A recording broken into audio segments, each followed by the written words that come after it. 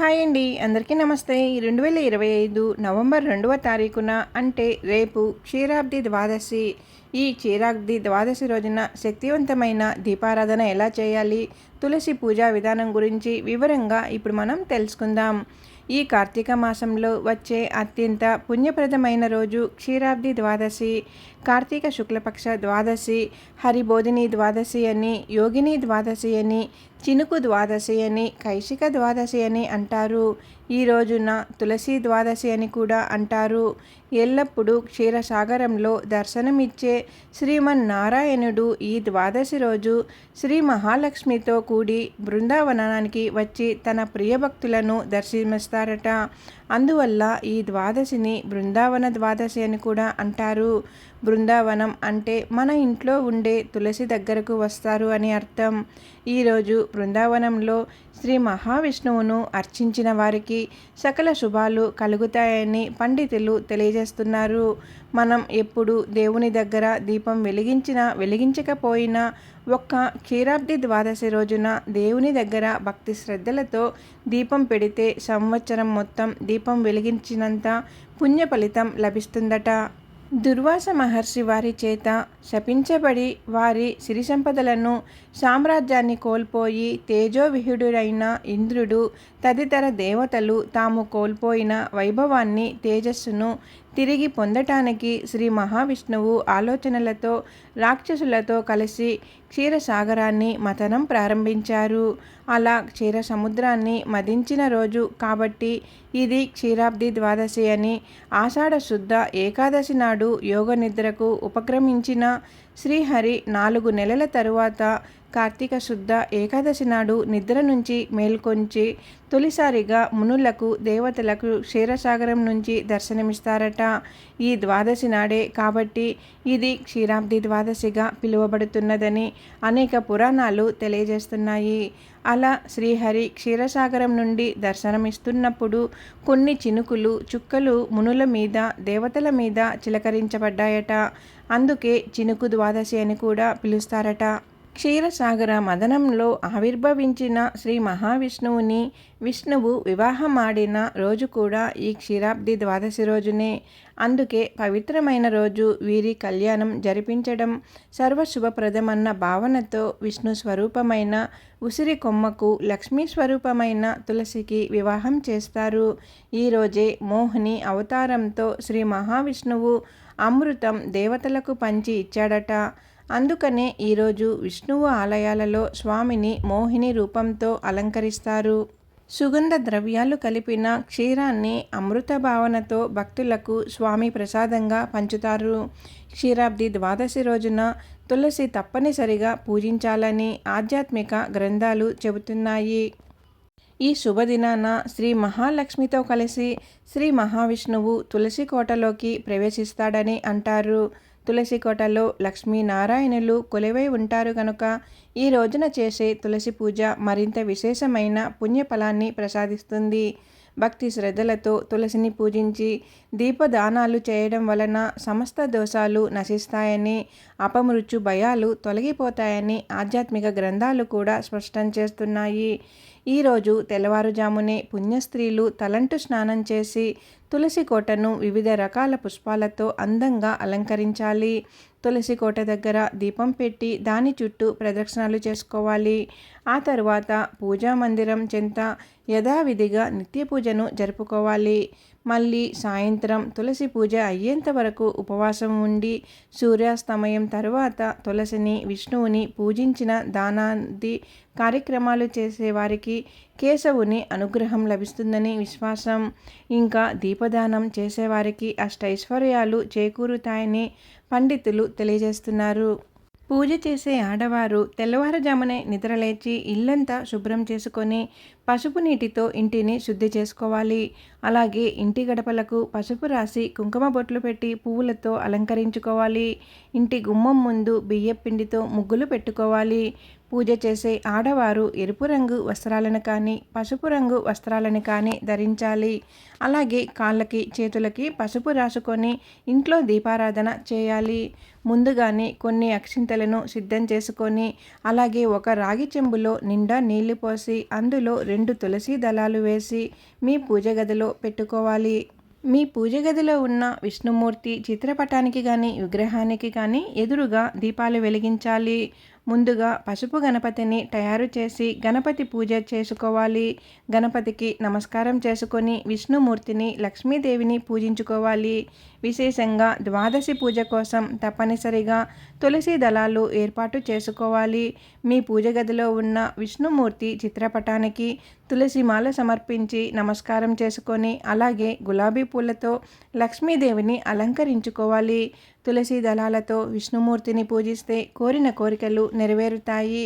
విశేషంగా ఈ క్షీరాబ్ది ద్వాదశి నాడు ఎవరైతే తులసి దళాలతో విష్ణుమూర్తిని పూజిస్తారో అలాంటి ఇళ్లలో ధనధాన్యాలకు కొరత ఏర్పడకుండా సకల ఐశ్వర్యాలను ప్రసాదిస్తానని ఆ విష్ణుమూర్తి వరం ఇచ్చాడట. కాబట్టి ఇంతటి అద్భుతమైన క్షీరాబ్ది ద్వాదశి నాడు ప్రతి ఒక్కరూ తప్పనిసరిగా విష్ణుమూర్తి చిత్రపటానికి తులసి మాలను వేసి నమస్కారం చేసుకోవాలి. ఈ క్షీరాబ్ది ద్వాదశి నాడు పిండి దీపాలు వెలిగిస్తే చాలా మంచిది. లేదా మట్టి ప్రమిదలైనా కూడా వెలిగించుకోవచ్చు. మీరు ఏ దీపాలు వెలిగించినా సరే ఆ దీపానికి ముందుగా పసుపు రాసి 3 చోట్ల కుంకుమ బొట్లు పెట్టుకోవాలి. ఈ ద్వాదశి పూజలో తప్పనిసరిగా 2 దీపాలైతే వెలిగించాలి. అలాగే పూజ గదిలో తప్పనిసరిగా కొన్ని తులసి దళాలను పెట్టుకోవాలి. ఇక నైవేద్యంగా బెల్లం పానకం కానీ వడపప్పు కానీ అరటి పండ్లు కానీ నివేదించుకోవచ్చు. ముందుగా నైవేద్యం చుట్టూ మంచినీళ్లను చిలకరించుకొని దేవునికి తర్వాత నైవేద్యం చూపించాలి. ఈ విధంగా స్వామివారిని పూజించుకోవాలి. అలాగే ఓం నమో భగవతే వాసుదేవాయ నమః అనే మంత్రాన్ని చదువుతూ స్వామివారిని పూజించుకోవాలి. చివరగా స్వామివారికి హారతి కర్పూరం సమర్పించి మనస్ఫూర్తిగా దేవునికి నమస్కారం చేసుకొని 3 ప్రదక్షిణాలు చేసుకోవాలి. అలాగే తలపైన అక్షింతలు వేసుకోవాలి. పూజ చివర్లో తలపైన అక్షింతలు వేసుకుంటే దేవుని ఆశీర్వాదం ఖచ్చితంగా లభిస్తుంది. అదేవిధంగా పూజ గదిలో పెట్టిన తులసి నీటిని తీర్థంగా స్వీకరించాలి. ఈ తీర్థం నీటిలో పుష్కలంగా దైవశక్తి ఉంటుంది. ఈ తులసి తీర్థాన్ని స్వీకరిస్తే ఆయురారోగ్యాలు సిరి సంపదలు కలుగుతాయి. ఈ విధంగా విష్ణుమూర్తిని అలాగే లక్ష్మీదేవిని పూజించుకోవాలి. ఉదయం అంతా ఉపవాసం ఉండాలి. అయితే ఉపవాసం ఉండలేని వారు మీరు తినే ఆహారంలో ఉల్లిపాయ, వెల్లుల్లి, కందిపప్పు అలాగే మినుములు లేకుండా చూసుకోవాలట. ఈ విధంగా ఉదయం ఇంట్లో దీపారాధన చేసి సాయంత్రం సూర్యుడు అస్తమించిన తర్వాత అంటే సాయంత్రం 5 దాటిన తరువాత స్త్రీలు మరలా తలస్నానం చేసుకొని ఇల్లంతా పసుపు నీళ్లు చల్లుకొని అలాగే ఇంటి గుమ్మం ముందు 2 మట్టి ప్రమిదలు దీపాలు వెలిగించుకోవాలి. పూజ గదిలో కూడా ఒక చిన్న దీపం వెలిగించుకొని అన్నింటికన్నా ముఖ్యంగా ఈ క్షీరాబ్ది ద్వాదశి నాడు ఏది చేసినా చేయకపోయినా సాయంత్రం సమయంలో తులసి మొక్కను అలాగే ఉసిరి చెట్టును పూజించుకోవాలి. ఈ రోజున తులసి కోటకు వివాహం జరిపిస్తే స్త్రీలకు సుమంగళి యోగం సిద్ధిస్తుంది.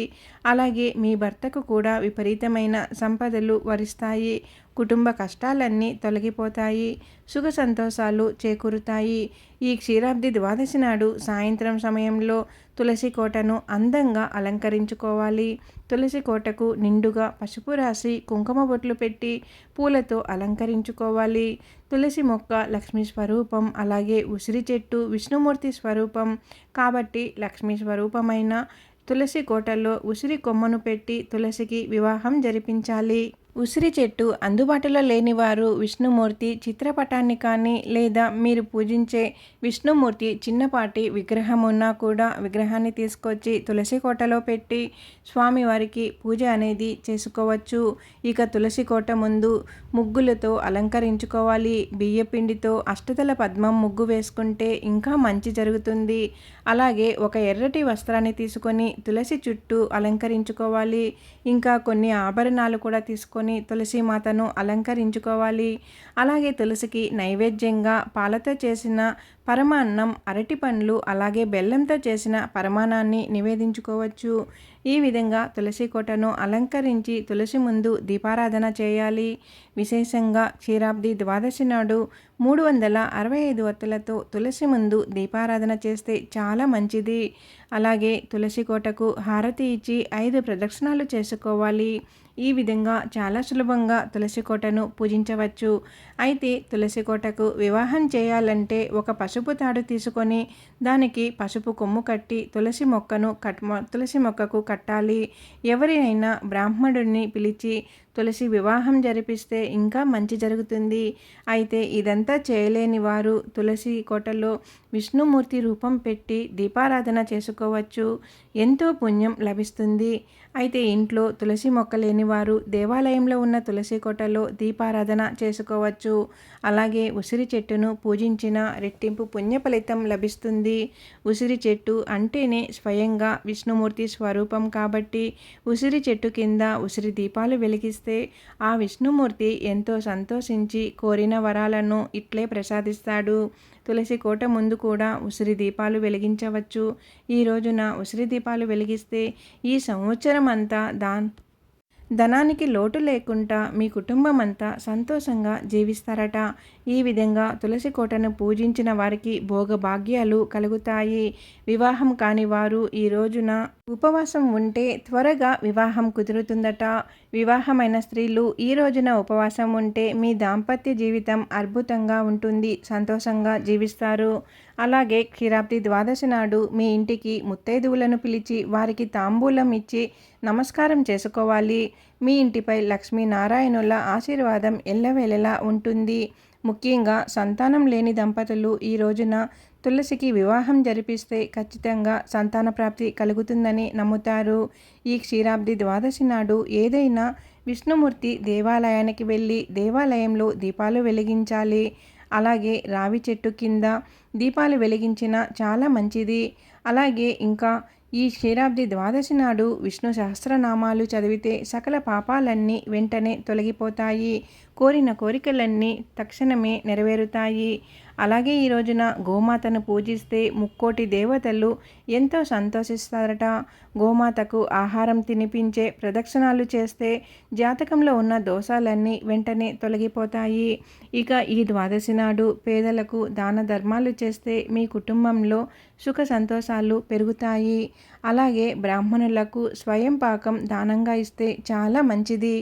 తెలుసుకున్నారు కదండి. క్షీరాబ్ది ద్వాదశి రోజున శక్తివంతమైన దీపారాధన ఎలా చేసుకోవాలి, తులసి మాతకి విష్ణుమూర్తికి ఎలా వివాహం చేయాలి, ఏ సమయంలో చేయాలి, ఏ విధంగా చేయాలి అనే విషయాలని పూర్తిగా తెలుసుకున్నాం కదా.